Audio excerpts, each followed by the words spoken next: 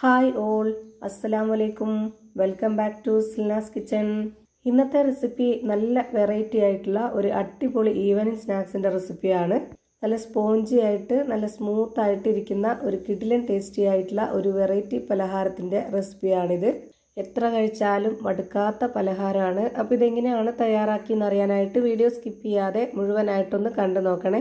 റെസിപ്പിയിലോട്ട് കിടക്കുന്നതിന് മുമ്പായി Silna's kitchen channel ആദ്യമായിട്ട് കാണുന്നവരാണെങ്കിൽ പ്ലീസ് ഒന്ന് സബ്സ്ക്രൈബ് ചെയ്തേക്കണേ. ഒപ്പം തന്നെ ഈ വീഡിയോസ് നിങ്ങൾക്ക് ഇഷ്ടപ്പെടുകയാണെങ്കിൽ ഒരു ലൈക്ക് ചെയ്ത് ഷെയർ ചെയ്ത് ഹൈപ്പ് ചെയ്ത് സപ്പോർട്ട് ചെയ്യാനും മറക്കരുത്. ഇനി നമുക്ക് ഇതെങ്ങനെയാണ് തയ്യാറാക്കുന്നതെന്ന് നോക്കാം. ഇതിനായി ആദ്യം തന്നെ 250 ml കപ്പിൻ്റെ അളവിൽ 1.5 കപ്പ് പച്ചരി നേരത്തെ തന്നെ കുതിർത്ത് വെച്ചിരുന്നതാണ്. ഒരു 4-5 മണിക്കൂർ കുതിർത്ത് വെച്ചിരുന്നതാണ്. എത്രയും നന്നായിട്ട് കുതിർക്കുന്നോ അത്രയും നല്ല സോഫ്റ്റ് ആയിട്ടും നല്ല സ്മൂത്ത് ആയിട്ടും നമ്മുടെ ഈ പലഹാരം റെഡിയായി കിട്ടും. ഞാനിവിടെ എടുത്തിട്ടുള്ളത് സാദാ പച്ചരിയാണ്. റേഷൻ പച്ചരി ആയിരുന്നാലും കുഴപ്പമൊന്നുമില്ല. ഇതിലെ കുതിരാനുള്ള വെള്ളമെല്ലാം ഊറ്റിക്കളഞ്ഞിട്ടാണ് എടുത്തിട്ടുള്ളത്. ഇനി ഇതിലേക്ക് 1/2 കപ്പ് അളവിൽ ചിരകിയ തേങ്ങ ഇട്ട് കൊടുക്കാം. പിന്നെ ഈ ഒരു പലഹാരത്തിന് നല്ലൊരു മണത്തിന് വേണ്ടി ഒരു 4 ഏലക്ക കൂടെ ഇട്ട് കൊടുക്കുന്നുണ്ട്. ഇനി ഇതൊരു മധുരത്തിൻ്റെ പലഹാരം ആയതുകൊണ്ട് തന്നെ ഇതിലേക്ക് പഞ്ചസാര ആവശ്യമായിട്ടുണ്ട്. അത് നമുക്ക് 1/2 കപ്പ് അളവിൽ ഇട്ട് കൊടുക്കാം. പഞ്ചസാര വേണ്ട എന്നുണ്ടെങ്കിൽ ശർക്കര പൊടിച്ച് ചേർത്ത് കൊടുക്കാം, കുഴപ്പമൊന്നുമില്ല. ഇനി ഈ ഒരു മധുരത്തിനെ ബാലൻസ് ചെയ്യാനായിട്ട് ഒരു നുള്ള് ഉപ്പിട്ട് കൊടുക്കുന്നുണ്ട്.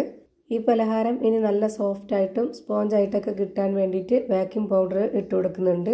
കൂടെ തന്നെ ഒരു നുള്ള് സോഡാപ്പൊടിയും കൂടെ ഇട്ട് കൊടുക്കാം. ഇതെല്ലാം ഇനി മിക്സിയുടെ ജാറിലിട്ടിട്ട് നന്നായിട്ടൊന്ന് അരച്ചെടുക്കണം. അതിനായി ഞാനിവിടെ മിക്സിയുടെ ജാറിലേക്ക് ഇത് മുഴുവനായിട്ടും മാറ്റുന്നുണ്ട്. ഇനി ഇതിലേക്ക് 2 മുട്ട കൂടെ ചേർത്ത് കൊടുക്കാനുണ്ട്. അത് നമുക്ക് ഇപ്പോൾ ചേർത്ത് കൊടുക്കേണ്ട ആവശ്യമില്ല. ആദ്യം ഇതിലേക്ക് വെള്ളം ഒഴിച്ചു കൊടുത്തിട്ടൊന്ന് അരച്ചെടുക്കാം. അതിനായിട്ട് ഞാനിവിടെ 1/2 കപ്പ് അളവിൽ 2 കപ്പ് വെള്ളം ഒഴിച്ചു കൊടുത്തിട്ട് ഇത് നല്ല പോലെ ഒന്ന് അരച്ചെടുക്കുന്നുണ്ട്. നന്നായിട്ടൊന്ന് അരച്ചെടുത്തതിന് ശേഷം മാത്രം ഇതിലേക്ക് 2 കോഴിമുട്ട പൊട്ടിച്ചൊഴിച്ചു കൊടുക്കുക. ഈ കോഴിമുട്ട പൊട്ടിച്ചൊഴിച്ചു കൊടുത്തതിന് ശേഷം പിന്നെ അത് ഒരുപാട് നേരം അരക്കേണ്ട ആവശ്യമില്ല. ഒരു 1-2 സെക്കൻഡ് മാത്രം ഒന്ന് അടിച്ചെടുക്കാം.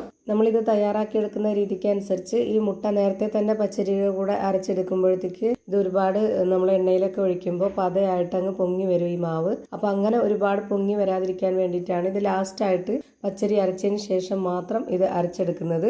ഞാനിപ്പോൾ ഇവിടെ അരച്ചെടുത്ത മാവ് ഇതുപോലൊരു പാത്രത്തിലേക്ക് ഒഴിച്ചു കൊടുത്തിട്ടുണ്ട്. ഇനി ഇതാ കോരി കാണിച്ചു തരാം. ഇതാണ് ഇതിൻ്റെ കറക്റ്റായിട്ടുള്ള പരുവം. ഇത് കാണുമ്പോൾ തന്നെ നിങ്ങൾക്ക് ഇതിൻ്റെ കറക്റ്റായിട്ടുള്ള പരുവം മനസ്സിലായിട്ടുണ്ടാവും. ഈ മാവ് ഒരുപാട് അങ്ങ് ടൈറ്റ് ആവുകയും ചെയ്യരുത്, എന്നാൽ നല്ല ലൂസും ആവരുത്. ഇതാണ് ഇതിൻ്റെ കറക്റ്റ് പരുവം. ഇനി നമുക്കിതെങ്ങനെയാണ് ഫ്രൈ ചെയ്തെടുക്കുന്നതെന്ന് നോക്കാം. അതിനായിട്ട് ഇവിടെ സ്റ്റവിലേക്ക് ഒരു പാൻ വെച്ച് കൊടുത്ത് ഫ്ലെയിം ഓൺ ആക്കിയിട്ടുണ്ട്. ഇതിലേക്ക് ഓയിൽ ഒഴിച്ചു കൊടുത്തതിന് ശേഷം ഇതുപോലൊരു കയ്യിൽ എണ്ണയിലിട്ടിട്ട് നന്നായിട്ടൊന്ന് ചൂടാക്കിയെടുക്കുക. എന്നതിന് ശേഷം അതിനുള്ളിൽ കുറച്ച് ഓയിൽ വെച്ചതിന് ശേഷം ഇതുപോലെ ആ ഒരു കയ്യിലിൻ്റെ 1/4 ഭാഗത്തോളം മാവ് ഒഴിച്ചു കൊടുക്കുക. നമുക്ക് ഇതുപോലെ ഈ ഒരു ഷേപ്പിൽ കിട്ടാൻ വേണ്ടിയിട്ടാണ് ഇങ്ങനെ ചെയ്യുന്നത്. അല്ലാതെ തന്നെ നേരിട്ട് എണ്ണയിൽ ഒഴിച്ചു കൊടുത്തു കഴിഞ്ഞാൽ അത് പരന്ന് ഒരു ഷേപ്പും ഇല്ലാതെ പോകും. ഇതൊരു പകുതിയോളം വെന്തൊന്ന് ഉറപ്പായി കഴിഞ്ഞാൽ ഇതൊന്ന് ചരിച്ചിട്ട് കൊടുത്താൽ മതി, നന്നായിട്ട് ഇളകി വരും. ഈ ഒരു കയ്യിൽ നല്ലപോലെ ചൂടായിട്ട് വരുമ്പോഴാണ് ഇത് നമുക്ക് പെട്ടെന്ന് ഇളകി കിട്ടുന്നത്. ചൂടാവുന്നതിന് മുമ്പേ ഒഴിച്ചു കൊടുത്തു കഴിഞ്ഞാൽ ഒട്ടിപ്പിടിക്കും. ഇനി അഥവാ ആ ഒരു സ്പൂണിൽ ഒട്ടിപ്പിടിക്കുന്നുണ്ടെന്നുണ്ടെങ്കിൽ നമുക്ക് കറക്റ്റായിട്ട് ഒരു സ്പൂൺ വെച്ചിട്ട് അതൊന്ന് ഇളക്കി കൊടുത്താലും മതി. പിന്നെ അഥവാ നമ്മൾ ഈ ഒരു മാവ് ഒഴിച്ചു കൊടുത്തതിന് ശേഷം കുറച്ച് എണ്ണ ഇതുപോലെ കോരി ഒഴിച്ചു കൊടുക്കുകയാണെന്നുണ്ടെങ്കിൽ അതിൻ്റെ മുകൾ ഭാഗം വെന്ത് കിട്ടുകയും ചെയ്യും. അത് ചരിച്ചിട്ട് കൊടുത്തു കഴിഞ്ഞാൽ അതിൻ്റെ ഷേപ്പ് വിട്ടു പോവുകയില്ല. ഇപ്പോൾ ആദ്യം ഒഴിച്ചു കൊടുത്തത് കറക്റ്റ് പരുവത്തിന് വെന്ത് കിട്ടിയിട്ടുണ്ട്. തിരിച്ചും മറിച്ചൊക്കെ ഇട്ട് കൊടുത്തിട്ടാണ് വേവിച്ചെടുത്തിട്ടുള്ളത്. ഇപ്പോൾ കയ്യിലിൻ്റെ ഉള്ളിലുള്ളതും ഇളവി വന്നിട്ടുണ്ട്. അതൊന്ന് തിരിച്ചിട്ട് കൊടുക്കാം. എന്നിട്ട് നമുക്ക് വീണ്ടും ഈ ഒരു കയ്യിൽ മാവ് ഒഴിച്ചു കൊടുക്കാം. അതും ഇതേപോലെ തന്നെ കുറച്ചൊന്ന് വെന്ത് കിട്ടുമ്പോൾ അത് ഇളക്കി ഇട്ട് കൊടുക്കുക. ഇതിനോടൊപ്പം തന്നെ ആദ്യം ഇട്ട് കൊടുക്കുന്നത് പെട്ടെന്ന് വെന്ത് കഴിഞ്ഞാൽ കോരി മാറ്റുക. അല്ലാന്നുണ്ടെങ്കിൽ അതിൽ തന്നെ ഇട്ട് വെച്ചിരുന്നാൽ കരിഞ്ഞു പോകും. പച്ചരി ഒന്ന് കുതിരാൻ വെക്കുന്ന ടൈമേ എടുക്കുന്നുള്ളൂ. ബാക്കിയെല്ലാം പെട്ടെന്ന് തന്നെ നമുക്ക് റെഡിയാക്കി എടുക്കാം. ഇതുപോലെ തന്നെ എല്ലാ മാവിലും ചെയ്തെടുത്ത് ഒരു പാത്രത്തിലേക്ക് മാറ്റിയിട്ടുണ്ട്. മാവ് റെസ്റ്റ് ചെയ്യാനൊന്നും വെക്കാതെ നല്ല ടേസ്റ്റി ആയിട്ടുള്ള പഞ്ഞി പോലെ സ്പോഞ്ച് ആയിട്ടുള്ള ഒരു അടിപൊളി പലഹാരം റെഡിയായി കിട്ടിയിട്ടുണ്ട്. ഇതിനകം എങ്ങനെയാണ് ഇരിക്കുന്നതെന്ന് അറിയാനായിട്ട് ഇതൊന്ന് കട്ട് ചെയ്ത് കാണിച്ചു തരാം. അതുപോലെ തന്നെ ഇത് കാണുമ്പോൾ തന്നെ നിങ്ങൾക്ക് മനസ്സിലാവുന്നുണ്ടാവും എത്രത്തോളം സോഫ്റ്റ് ആയിട്ടാണ് ഇരിക്കുന്നതെന്നുള്ളത്.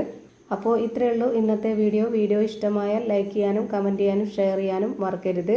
അതുപോലെ തന്നെ ഞാനിടുന്ന പുതിയ വീഡിയോസ് നോട്ടിഫിക്കേഷനായിട്ട് കിട്ടുന്നതിന് വേണ്ടി സബ്സ്ക്രൈബ് ചെയ്ത് ബെല്ലൈക്കൺ അമർത്തി അതിൽ ഓൾ എന്ന ഓപ്ഷൻ എനേബിൾ ചെയ്ത് കൊടുക്കാനും മറക്കരുത്. പുതിയൊരു വീഡിയോയുമായി വീണ്ടും വരും. Thank you for watching.